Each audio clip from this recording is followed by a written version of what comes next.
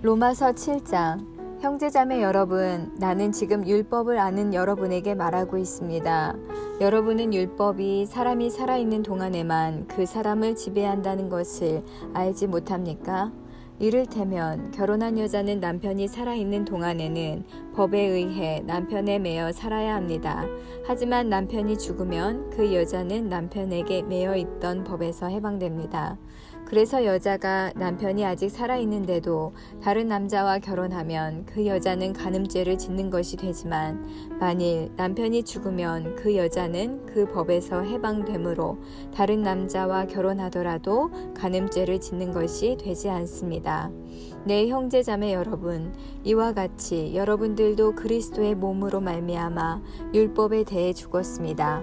이제 여러분은 하나님께 열매를 맺기 위해 다른 분, 곧 죽은 사람들 가운데서 살아나신 그분의 사람이 되었습니다. 전에 우리가 죄의 성품에 사로잡혀 살았을 때는 율법이 우리 몸속에서 죄를 지으려는 욕망을 일으켜 죽음에 이르는 열매를 맺게 했었습니다. 그러나 이제 우리는 우리를 가둔 율법에 대해 죽고 율법으로부터 해방되었습니다. 그러므로 우리는 기록된 문자에 따라 하나님을 섬기는 것이 아니라 성령의 새로운 방법으로 하나님을 섬깁니다. 그렇다면 우리가 무슨 말을 하겠습니까? 율법이 죄입니까? 절대로 그렇지 않습니다. 율법이 없었다면 나는 죄가 무엇인지 알지 못했을 것입니다. 율법이 탐내지 말라고 말하지 않았다면 나는 탐내는 것이 무엇인지 알지 못했을 것입니다. 그러나 죄는 이 계명을 이용하여 기회를 엿보아 내 속에서 온갖 탐심을 일으켰습니다. 율법이 없다면 죄는 죽은 것이나 다름없습니다. 전에 내가 율법과 상관이 없었을 때 나는 살아 있었습니다. 그러나 계명이 들어오자 죄가 살아났고 나는 죽었습니다. 그래서 생명으로 인도해야 할 계명이 사실 나를 죽음으로 이끄는 계명이 되고 말았습니다.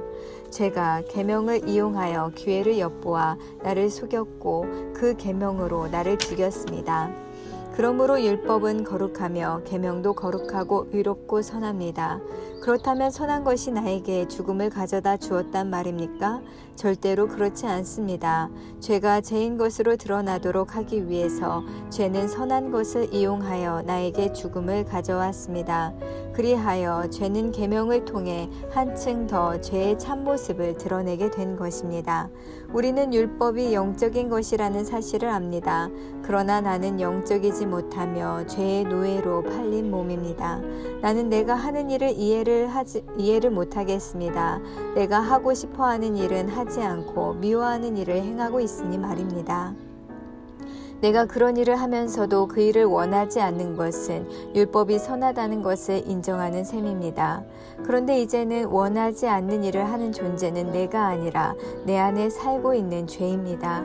나는 내 안에, 다시 말해서 나의 죄악된 본성 안에 선한 것이라고는 하나도 존재하지 않는다는 사실을 압니다. 선을 행하려는 바람은 내게 있지만 선을 행할 수는 없습니다. 나는 원하는 선은 행하지 않고 원하지 않는 악을 행합니다. 내가 원하지 않는 일을 행하고 있다면 그 일을 행하는 자는 내가 아니라 바로 내 안에 살고 있는 죄입니다. 그러므로 나는 이런 법칙을 발견했습니다. 선을 행하려는 마음은 나에게 있지만 악이 나와 함께 있다는 것입니다. 사실 나의 속 중심에서는 하나님의 법을 즐거워합니다. 그러나 나의 몸의 여러 부분들에서는 다른 법이 작용하고 있습니다. 그 법이 내 마음의 법과 싸워 나를 내 몸에서 작용하고 있는 죄의 법에 사로잡히게 합니다. 나는 참으로 비참한 사람입니다. 누가 나를 이 사망의 몸에서 구원해 내겠습니까? 우리 주 예수 그리스도로 인하여 하나님께 감사합니다. 그러므로 나는 마음으로는 하나님의 법에 복종하는 반면 죄악된 본성으로는 죄의 법에 복종하고 있습니다. 로마서 8장. 그러므로 이제 그리스도 예수 안에 있는 사람은 정죄를 받지 않습니다. 그것은 그리스도 예수 안에서 생명을 주시는 성령의 법이 죄와 사망의 법에서 여러분을 해방시켰기 때문입니다. 율법이 죄의 본성 때문에 연약하여 할 수 없었던 것을 하나님께서는 죄를 없애기 위해 자신의 아들을 죄 있는 사람의 모양으로 보내심으로써 행하셨습니다. 하나님께서는 죄인들 속에 거하고 있는 죄에 대해 유죄 판결을 내리셨습니다. 이렇게 하여 죄의 본성에 따라 살지 아니하고 성령에 따라 살고 있는 우리에게 율법의 의로운 요구들이 완벽히 이루어졌습니다. 죄의 본성을 따라 사는 사람들은 죄의 본성이 바라는 일을 생각하지만 성령을 따라 사는 사람들은 성령이 바라시는 일을 생각합니다. 죄의 본성의 지배를 받는 사람의 생각은 죽음이지만 성령의 지배를 받는 사람의 생각은 생명과 평강입니다. 죄의 본성이 생각하는 것은 하나님을 거스르는 것입니다. 그것은 하나님의 법에 복종하지 않을 뿐 아니라 할 수도 없습니다. 죄의 본성의 지배를 받는 사람은 하나님을 기쁘시게 할 수 없습니다.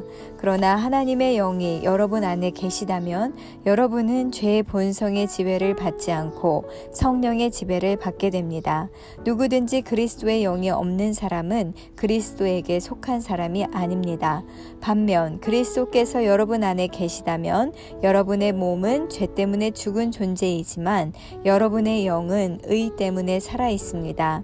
예수님을 죽은 사람들 가운데서 다시 살리신 분의 영이 여러분 안에 살아계시면 여러분 안에 계신 그분의 영으로서 여러분의 죽을 몸도 살리실 것입니다. 그러므로 형제 여러분, 우리는 빚을 진 사람들입니다. 그러나 죄의 본성을 따라 살아야 하는 죄의 본성에 빚진 사람이 아닙니다. 죄의 본성에 따라 산다면 여러분은 죽을 것입니다. 그러나 성령의 도우심을 받아 몸의 악한 일을 죽인다면 여러분은 살 것입니다. 왜냐하면 하나님의 영으로 인도받는 사람들은 누구나 하나님의 자녀이기 때문입니다. 여러분이 받은 성령은 여러분을 다시 두려움에 이르게 하는 노예로 만드는 영이 아니라 여러분을 하나님의 자녀가 되게 하는 영이십니다. 그래서 우리는 그 성령을 의지하여 아바 아버지라고 부를 수 있는 것입니다. 성령께서는 친히 우리의 영과 함께 우리가 하나님의 자녀라는 것을 증언합니다. 자녀라면 또한 상속자이기도 합니다. 우리는 하나님의 상속자이며 또한 그리스도와 공동의 상속자입니다. 그래서 우리는 그리스도께서 누리시는 영광에 참여하기 위해 그분이 겪으신 고난에도 참여하는 것입니다. 나는 현재 우리가 겪는 고난은 장차 우리에게 나타날 영광과 비교하면 아무것도 아니라고 생각합니다.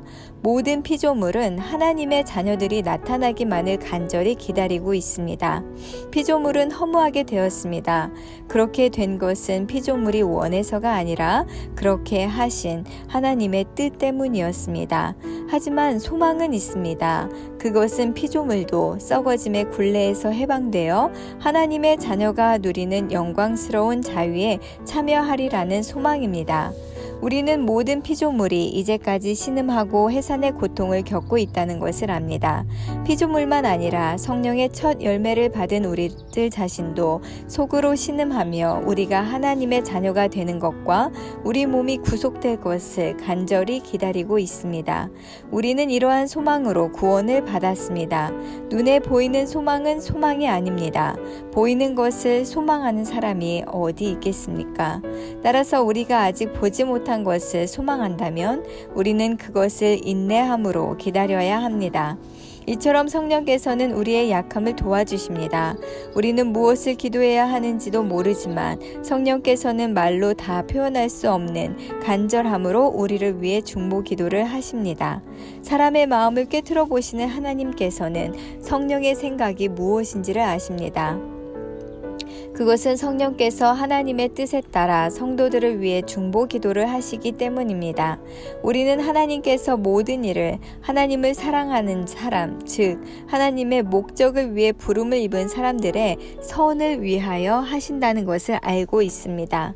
하나님께서는 전부터 아셨던 사람들을 그분의 아들과 동일한 형상을 갖도록 미리 정하시고 하나님의 아들을 많은 형제들 중에서 맏아들이 되게 하셨습니다.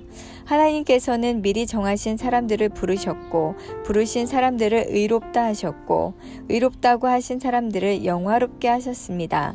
이 점에 대해 우리가 무엇이라고 말할 수 있겠습니까? 하나님께서 우리 편이시라면 누가 우리를 대적하겠습니까? 자기 아들까지도 아끼지 않고 우리 모두를 위해 내어주신 분께서 그 아들과 함께 우리에게 모든 것을 은혜로 주지 않으시겠습니까? 하나님께서 택하신 사람들을 누가 고소할 수 있겠습니까? 의롭게 하시는 분은 하나님이신데 누가 감히 죄가 있다고 판단하겠습니까? 죽으신 분은 그리스도 예수이십니다. 그분은 죽으셨을 뿐만 아니라 다시 살아나 하나님의 오른편에 앉아 계시면서 우리를 위해 중보 기도를 하고 계십니다. 누가 우리를 그리스도의 사랑에서 끊을 수 있겠습니까? 환난입니까? 아니면 어려움입니까? 핍박입니까? 그렇지 않으면 굶주림입니까? 헐벗음입니까? 위험입니까? 아니면 칼입니까? 성경에 기록된 것처럼 우리는 하루 종일 주님을 위해 죽음에 직면하고 있습니다. 우리는 도살당할 양과 같은 대접을 받았습니다. 그러나 우리는 우리를 사랑하신 하나님을 힘입어 이 모든 것을 이기고도 남습니다.